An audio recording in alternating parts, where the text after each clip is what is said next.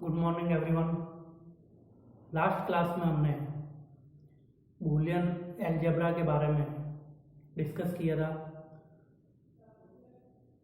Boolean algebra set of rules होते हैं जिनका यूज करते हुए लॉजिकल एक्सप्रेशन को उसकी विदाउट फंक्शनलिटी को चेंज किए बिना सिंप्लीफाई किया जाता है। तो स्टूडेंट्स, आपको इस प्रकार से एक्सप्रेशंस दिए हुए होंगे जो कि आपके बूलियन एक्सप्रेशंस या लॉजिकल एक्सप्रेशंस कहलाते हैं। इन बूलियन एक्सप्रेशंस या लॉजिकल एक्सप्रेशंस को सॉल्व करने के लिए कुछ सेट ऑफ रूल्स का यूज किया जाता है जिसे बूलियन अलजेब्रा कहा जाता है।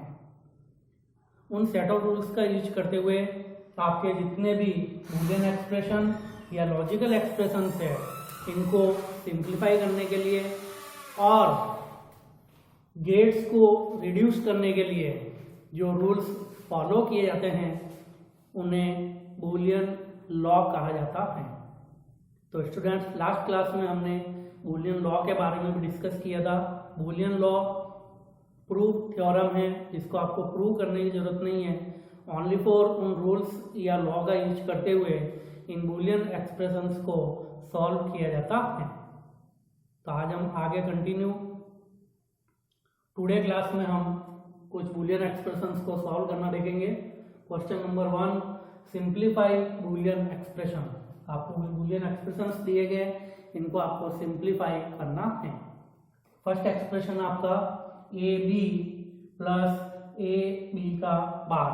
तो कल मैंने आपको बताया था जो बार साइन बनता है और बार, अगर किसी भी वेरिएबल के ऊपर बार का साइन बनता है तो वो आपका कॉम्प्लीमेंट कहलाता है, जिसे हम इस प्रकार से भी राइट कर सकते हैं बी का बार, जिसे बी प्राइम पढ़ा जाता है। इसी प्रकार आप इसको इस प्रकार से भी लिख सकते हो नॉट बी, तो ये भी आपके कॉम्प्लीमेंट कहलाता है। तो अब हम एक्सप्रेशन नंबर 1 को सॉल्व करते हैं। तो यहाँ पर 2 एक्सप्रेशंस आपको दिए गए हैं। पहला एक्सप्रेशन से आपका ए बी और दूसरा एक्सप्रेशन से आपका ए बी का नॉट। तो पहले स्टूडेंट्स अपन यहाँ पर चेक करेंगे कि दोनों एक्सप्रेशंस में से कॉमन क्या है। तो दोनों एक्सप्रेशंस में यदि अपन बात करें तो आपका ए यहाँ पे भी अवेलेबल है और ए आपका इस एक्सप्रेशन में भी अवेलेबल है। तो दोनों एक्सप्रेशंस में से आपका कॉमन आ रहा है ए। तो अब आपका ब्रैकेट में क्या रह जाएगा, यहाँ से ए तो आपका कॉमन आ गया, तो यहाँ पर आपका रह गया बी प्लस साइन, ए आपका कॉमन आ गया और यहाँ पर आपका रह गया बी का नॉट। तो इस प्रकार से एक्सप्रेशन को सॉल्व किया जाएगा। अगेन इस एक्सप्रेशन को आगे सॉल्व करेंगे अपन। अगेन इस एक्सप्रेशन को आगे सॉल्व करेंगे तो यहाँ पर आपका एक बूलियन लॉ यूज में लिया जाएगा जो कि ऑरिंग रूल कहलाता है। ऑरिंग रूल कल अपन ने पढ़ा था कि अगर a प्लस ए का बार यदि होता है तो किसके बराबर होता है, 1 के बराबर होता है।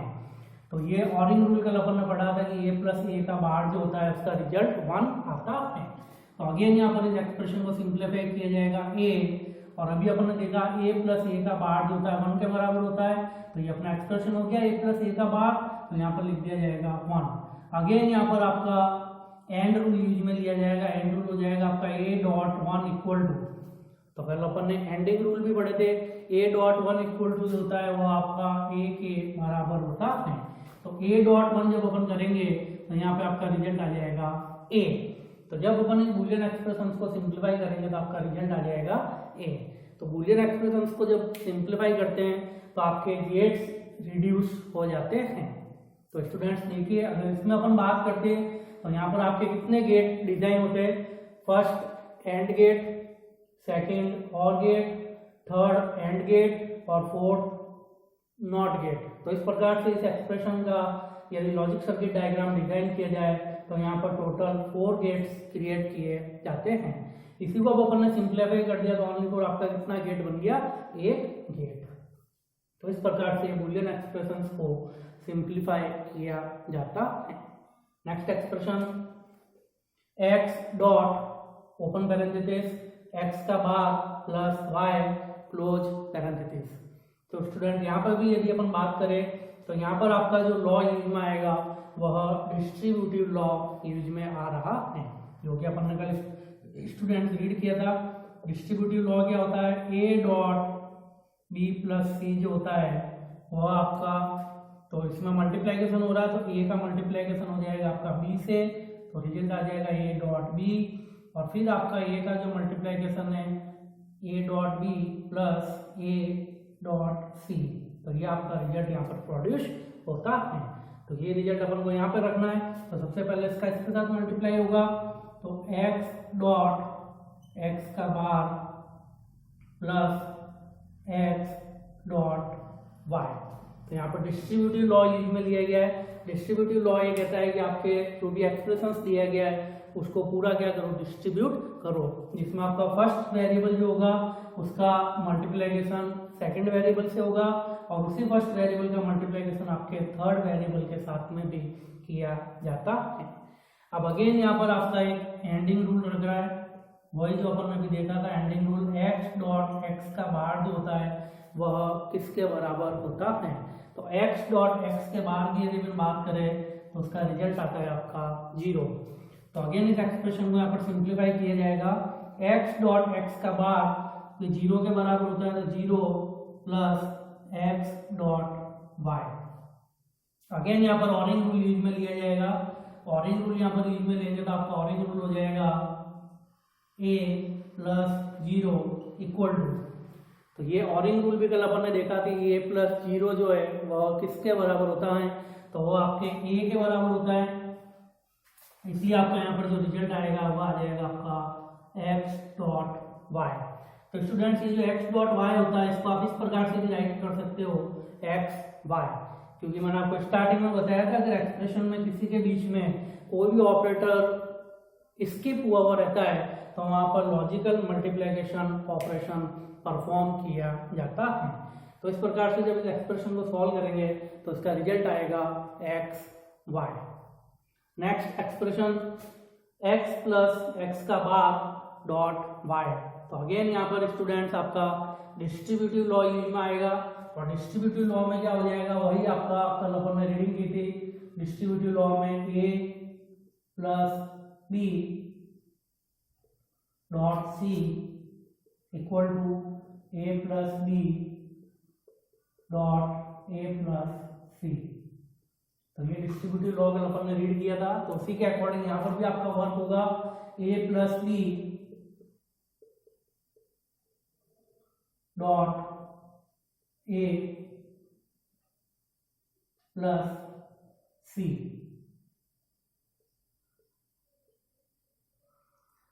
a plus B dot a plus C, तो ये आपका एक्सप्रेशन आ जाएगा।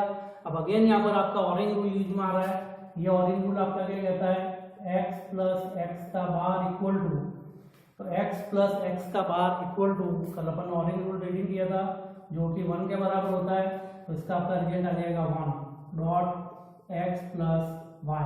अगेन आपका यहाँ पर एंडिंग रूल यूज में लिया जाएगा a डॉट 1 इक्वल टू, तो a डॉट 1 इक्वल टू क्या आता है आपका a, तो अगर a की वैल्यू में यहाँ पर 0 रखूंगा तब भी आपका रिजल्ट 0 आएगा, और a की वैल्यू अगर मैं 1 रखूंगा तब भी आपका रिजल्ट 1 आएगा। तो कुल मिलाकर रिजल्ट क्या प्राप्त हो रहा है a, इसलिए आपका यहाँ पर रिजल्ट आ जाएगा x प्लस y। तो इस प्रकार से x प्लस x का बार डॉट y एक्सप्रेशन को जब अपन सिंप्लीफाई करेंगे तो उसका रिजल्ट आ जाएगा आपके पास x plus y। Next last x का बार y का बार z प्लस x का बार y z plus x y का बार, इस बूलियन एक्सप्रेशन को सॉल्व आउट करना है। तो वही स्टूडेंट अब हम बूलियन एक्सप्रेशंस में चेक करेंगे कि अपना कॉमन क्या आ रहा है, तो कॉमन हमेशा आपको 2 पेयर्स में लेना है। तो इन दोनों की यदि अपन बात करते हैं तो इन दोनों में से कॉमन आ रहा है x का बार और z, तो अपन यहाँ पर कॉमन ले लेंगे x का बार z। तो अब आपके पास क्या रह गया, x का बार आपका कॉमन आ गया, y बार z आपका कॉमन आ गया, प्लस इसमें से आपका x का बार कॉमन आ गया, y और z आपका कॉमन आ गया, तो आपका एक्सप्रेशन ये रह जाएगा प्लस x y का बार। अगेन यहाँ पर आपका ऑरेंज रूल यूज में आएगा, ऑरेंज रूल आपका क्या कहता है कि a प्लस a का बार यदि होता है तो वह किसके बराबर होता है, तो a प्लस a का बार जो होता है वह आपके 1 के बराबर होता है। तो अगेन यहाँ पर इस एक्सप्रेशन को सॉल्व किया जाएगा, x का बार z.1 प्लस एक्स वाई का बार। तो y प्लस वाई का बार जो उसकी जगह अपन लिख देंगे 1। अगेन यहाँ पर आपका एंडिंग रूल यूज में लिया जाएगा। आपका एंडिंग रूल होगा a.1 इक्वल टू, तो a.1 जो होता है वो आपके a के बराबर होता है। तो अगेन यहाँ पर a के बराबर होगा तो आपका z आ जाएगा x का बार z प्लस एक्स वाई का बार। तो इस प्रकार से जब इस एक्सप्रेशन को सॉल्व आउट किया जाएगा तो आपका रिजल्ट आ जाएगा x का बार z प्लस एक्स वाई का बार। तो स्टूडेंट्स, बूलियन एक्सप्रेशन को सॉल्व करना बहुत ही इजी होता है। आपको ओनली बूलियन लॉ को फॉलो करते हुए इन लॉजिकल एक्सप्रेशंस को सिंप्लीफाई करना होता है। नेक्स्ट क्लास में इसी टाइप के बूलियन एक्सप्रेशंस को और कंसीडर करेंगे। Thank you.